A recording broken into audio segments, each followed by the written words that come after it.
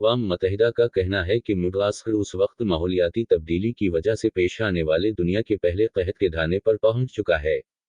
मुदाख़िर में गुज़श्ता 4 बरसों से बारिशें नहीं हुई और उस वक्त भी उस मुल्क की बेशतर आबादी तबाहकुन हद तक भूख और खुराक की क़ल्त का शिकार है। गुज़श्ता 4 दहाइयों पर मुहित बदतरीन कहत ने मुल्क के जुनूब में वाक़ई ज़री आबादियों को तबाह कर दिया है और वहाँ के रहायशी जिंदा रहने के लिए कीड़े मकोड़े खाने पर मजबूर हैं। आलमी अदारा खुराक WFP की शैली थरकाल का कहना है कि ये कहत जैसी सूरत हाल है जो कि माहौलियाती तब्दीली की वजह से है, जंग की वजह से नहीं। अक़वाम मुत्तहिदा का तखमीना है कि उस वक्त आलमी सतह पर 30,000 लोग शदीद तरीन सतह के तौर पर तस्लीम शुदा लेवल 5 फूड इनसिक्योरिटी से दो चार हैं।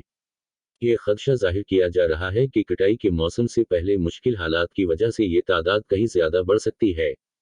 हाल ही में फंदेवा नामी एक गांव में मकामी लोगों ने आलमी अदारा सेहत की टीम को वो टड्डियां दिखाई हैं जो उन्हें खानी पड़ रही हैं। गरचा मुदाख़िर अक्सर कहत साली का शिकार रहता है, मगर माहिरीन का मानना है कि माहौलियाती तब्दीली को बराह रास्त हालिया कहत की सूरत हाल के पस मंज़र में देखा जा सकता है।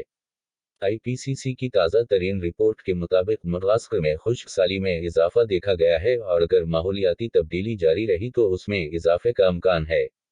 मुदाख़िर के कहत की हालिया लहर के असरात अब जुनूबी शहरों में भी नजर आने लगे हैं और अब आपको बच्चे सड़कों पर भीख मांगते बड़ी तादाद में नजर आएंगे। मार्केटों में अजन्नास की कीमतें 3 से 4 गुना बढ़ गई हैं। लोग खाना खरीदने के लिए ज़मीनी फरोख्त कर रहे हैं।